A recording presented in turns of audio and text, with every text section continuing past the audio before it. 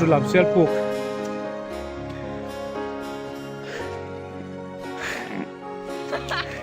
are trot này nó hơi rule hanu các video nhiều tại là mà hay làm xel puk chung lu chua turin ru rog về lên turin cầm kalme cái này